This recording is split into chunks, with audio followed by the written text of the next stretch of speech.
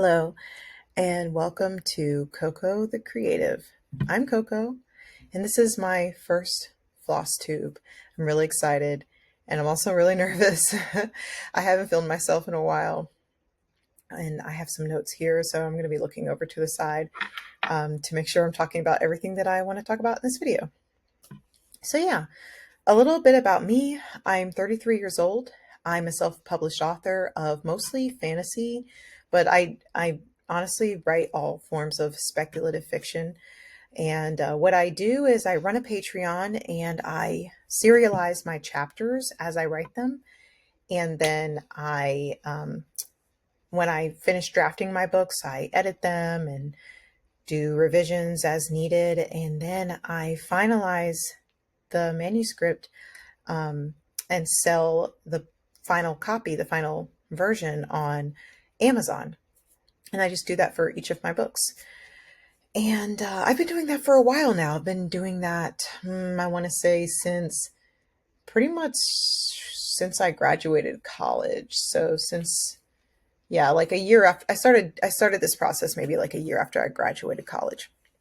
I used to be an English teacher and for about 6 years. And then my husband got a new job. We moved. I had my son, and I decided to stay home with my children. And then I ended up having a daughter as well. So that's kind of where I'm at in my life right now. I love it. I love being home for them, and I like being able to write and do all the things that I get to do. So how did I get into cross stitch? It was actually my mother-in-law. She needle points.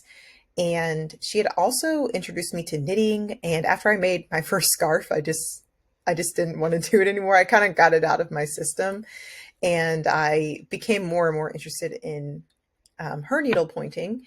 And then through her, I kind of discovered cross stitching, and it's just kind of stuck ever since. And I've been doing this since January of this year. So like I've been kind of like watching my mother-in-law needlepoint for a long time, but I just started doing my own kind of fiber art related hobby for like since yeah, January of this year of 2025. Um,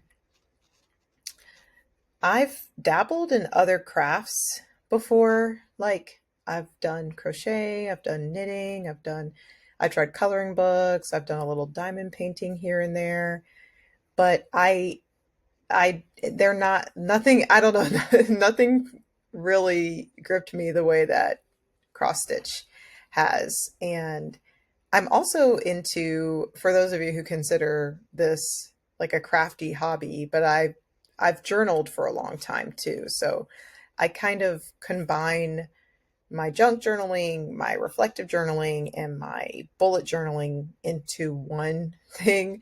And maybe one day I'll show off my journals, but I would say journaling is the only other kind of crafty hobby has that I've really stuck with. I used to make a lot of friendship bracelets when I was a kid. And I think that's probably, which I had forgotten, it's been that long, but I think maybe that's why I gravitated towards cross stitch, because I like the feel of the thread. I like the feel of the fabric. And it's just like, I can get lost in it. I just hang out in my room, just like I did when I was a little girl, and hang out with the threads for hours and hours. So other interests that I might talk about on my channel, I'm into houseplants, specifically orchids. Like here, I have one right here. I know this does not look like an orchid. It is a Tolumnia orchid. It's very compact. It kind of looks like grass, which I like. I like when plants look like grass. The blooms are really cool, and this is one of the orchids that the bloom colors change. They're subject to change. So like I think the pattern was like last time it bloomed, it was like dark magenta with like yellow speckling. And so it might be flipped next time. So like yellow with magenta speckling, or like a completely different color combination, which is like really cool. So yeah, I do a little cozy gaming here and there. What else do I do? I do a little gardening, flowers mostly. I'm not really going to mess with produce right now. Like I don't want to mess with the food. So, but I have been growing flowers for about a year now. Um, and that the flower thing is going to come back when I start talking about my whips and things like that. Um, and then I used to use this channel for BookTube a long time ago, so I might talk about books that I'm reading, maybe make some recommendations and stuff. I thought about bringing a book to my first Flosstube, but I left it. We just moved. And so we have all of my books are in boxes, and I didn't want to go digging through those because I have a very large book collection. And also I finished it because I had to refilm this video, but I also drink tea. And this is one of my favorite mugs. It has a little C on there for Coco. Yeah. This is from Anthropology. If you know about that store, they don't make these mugs anymore. It's so sad. Let's see. I want to talk about my long-term goals for cross stitch, and then we can get into the whips. So long-term goals, I want to stitch a piece for every flower that I've successfully grown in my garden, or one that just grew on its own, like it just naturally occurred in my garden.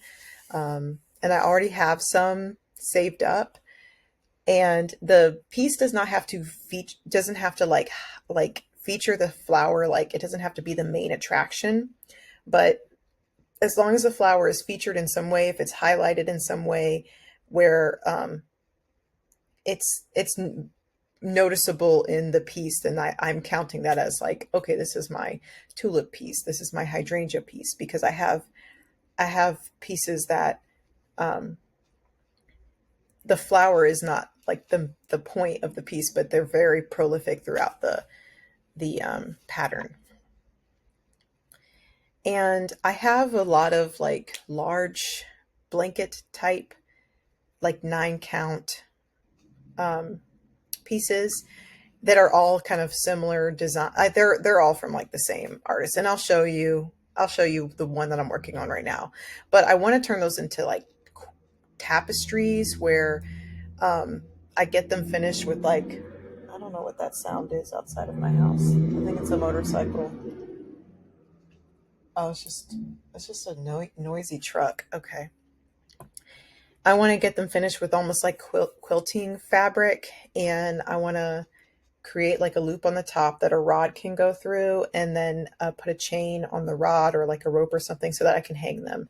And I kind of want to like keep them all in a chest until I'm ready to hang them and switch them out, like, make them a seasonal thing or something like that. Like and I can tell like the size of these things takes me I think it'll take me just under 2 years to finish each of them, like about that much time. So I kind of want to just keep always working on one of those and add to the tapestry, like treasure chest or whatever it becomes. So yeah. So I don't have any of my finishes right now. Like I said, they're in boxes. One of them I gave away, and I don't have that many. I literally have 5. So one of them was a gift from my nephew who moved away, and then 3 of them are in my kids' rooms or in their boxes and stuff, and then one of them is like in a box downstairs. So I will show my finishes on a different video, maybe in the next video. But that's okay because I have 5 whips to show you guys. So let's start with the first one. Okay.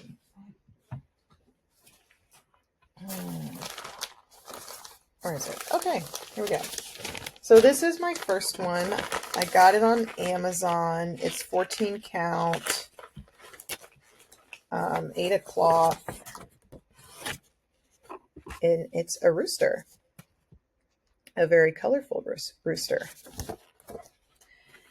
This is actually for my husband, for his office. He works from home, and I saw this on Amazon, and it just reminded me of him and like the kind of colors he likes. He likes really bold, kind of Picasso cubism style art.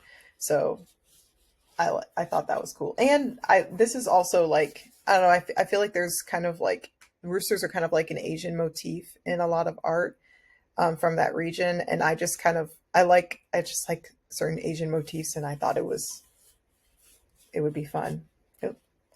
So yeah. Sorry, I'm like confused about how to show this to the camera. Okay, so a lot of it is done. I'm pretty much almost done with it. I just have this tail, the rest of this tail feather. Oh, I'm not even pointing to it. The rest of his tail feather and the rest of his head. Like his beak is filled in. Some of his plumage up here is filled in. It's just this part. His eye is filled in. Yeah, this is, I like this piece because it really excites the senses, like the colors, and the camera doesn't really do it justice, but it's a very excitable piece, color wise. And I got a lot of it done during the winter where it was quite drab outside where we live. And we just had a lot of cloudy, dark days. And oh, I'm not putting this in here. I'm going to put it back in the cool little project bag. I didn't even show you the project bag. This is the project bag. Got it off of Etsy. I don't remember the name of the store, but it's Galaxy Donuts. My daughter loves this project bag. She just likes to look at it every time I bring it out. Just drop that on my bed. So yeah, that's my rooster. Okay, so this next piece is counted. And it's very simple. I got it from this shop called, I think, Box and Fox off of Etsy. I go there a lot. I get a lot of stuff from there. They have really good PDFs that are not expensive. So this is what I have going so far. And what it's going to eventually be is a koi pond with like lily pads and stuff. So yeah. And this one is really simple shapes, large shapes. So I do get a little tired and bored if I work on it for too long, because it has what is that called color blocking when there's just large pieces of the same color. But yeah, I think I'll make a cute little wall piece when I'm done with it. I would like to frame it and like put it somewhere, maybe somewhere where I do my writing or something like that. So yeah, that's my little Box and Fox koi piece. And now, okay, seaweed girl. Here's my next one. Okay, sorry, I'm confused about this camera. And this, I got it because it reminds me of my daughter, and I wanted to make something for her room. And of course, it's got water. I think you'll see a theme with me. I like I like waterscapes. I like nature, things like that. Especially if it's around bodies of water or under the water and stuff like that.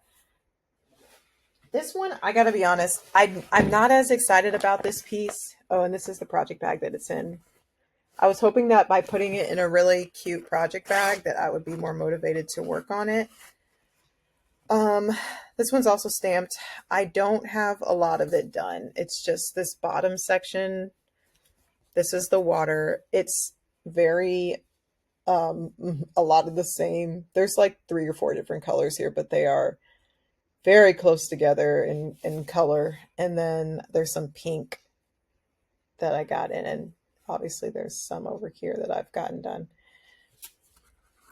One thing I started doing with this piece is I started bringing it with me on like road trips or like plane rides and stuff. And I'll either bring one other piece or just bring this one so that I like basically my other whips are not competing for my attention. And that usually works. It forces me to like pay attention to it and like work on it and get some stitches in and stuff like that. And I'm thinking about rotating this one out with something different, but I'm just trying to like because I feel like I have too many, basically I have too much water pieces because those like cool calming colors, I get that fix with some of my other pieces. And then I just kind of like am tired of that by the time I'm thinking about this one. So yeah, but I do want to eventually finish it. I want to make it for my daughter's room, and it's not that big. So I don't think like if I really got into it, I don't think it would take me that long to finish it. Okay, second to last one. This is Sunflower Vase. I like this panel size shape. That's kind of different from all the other shapes that I have. It's another pretty cool project bag from Etsy. They're like old cans, like canned food and canned fish and stuff like that. Not a lot on this one either. So I just have like the napkin, the tablecloth almost done. I started working on like some leaves, and that's what the back looks like. Oh, okay. It looks like I started working on the top of the vase as well. This is a pretty fun piece to work on. So sunflowers. I've grown sunflowers, and I actually have two sunflower pieces, and I'm trying not to. I'm trying not to do too many of the same flower because I have a lot of flowers to get through. But yeah, I'm hoping to finish this for my kitchen because I think it would be a really sweet kitchen piece. Oh, and also meant to talk about this. So not only does it have flowers that I've grown, but it is this vase was kind of what sold this for me because I love that just like classic homey blue and white vase style. I have two like pieces of pottery, like a planter, a big kind of planter with like a fluted rim that my ZZ plant goes into, and then I have like a fruit display bowl that's actually downstairs right now. I've got apples in it that is that like that. So I just love that particular pottery design. Okay, before I show you the final whip, let me just be completely transparent. I technically have other works in progress, but I am not actively working on them, and I don't really consider them whips. I just kind of, whenever I get a new project, a lot of times I will, if it's not too big, if it's too big, I will leave it alone. I'm like, no, I don't want to start another really big one if I get into it and then I have two going on at the same time. If it's not that big, I will just try it out. I'll work on it for like a day just to test it out and see how I like it. And then I put it away. So I just don't consider any of those to be whips right now. And maybe one day I will give a tour of what I've done with them, or how much I've worked on them or something. But yeah, it's kind of like out of sight, out of mind. I don't consider them to be whips, but I do have other stuff that when I'm done with the rooster, I'll pull out probably one of the ones that I've started and get it going again. Okay, so my last piece. This is pretty big. It's like, let me see if I can find the dimensions. It's like 65 by 80 or something crazy like that. It's 85 by 100. It is the largest thing that I've ever worked on and probably will ever work on. I'm trying not to go this big again. Yeah. That's what it's going to look like when it's done. Like, I feel like it's worth it. This has everything that I like. It's underwater.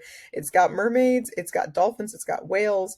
It's whimsical. It reminds me of, like, I don't know, like, so if you ever watch like Studio Ghibli, Miyazaki films, it reminds me of Ponyo, which is Miyazaki's interpretation of The Little Mermaid. And it's kind of funny. I'm not usually into like the cutesy, chibi, kawaii stuff, but I think specifically because this reminds me of Miyazaki art, I I'm just think it's so adorable. I'm really into it. And because there is so much going on in this piece, it feels like I'm working on, and because it's so large, it feels like I'm working on 10 whips at a time. Like I don't get, I do not, it takes a long time for me to get bored with this. And probably why all of my other ones are so um, kind of like laid back on my other pieces, because all the confetti, all of the crazy is happening right here in this gigantic piece. So here it goes. Here it comes. And this is what I was talking about in terms of I want to add to like this tapestry collection. So this would be my first one. And this is the biggest one of this that I have. I have others in this same style that came from, I think, the same artist, the same store. Um, I'll tell you where I got it from in a little bit, but yeah, I didn't count. I have like five or something of them. And there's other ones that I think about. Oh my gosh, they're still online. I just wish list them and I try to ignore them. But yeah, so I've got some of the underwater tree done, and I've been working on this since about February. So yeah, I think almost 6 months. I took a month off, so I'm a little like, okay, exactly how many months have I been working on it? And then I'm probably gonna have to stand up. Hold on. Okay. So yeah, I started at the bottom and just worked my way across. Okay, I'm not holding this right. It's the camera, guys. The camera confuses me. Yeah.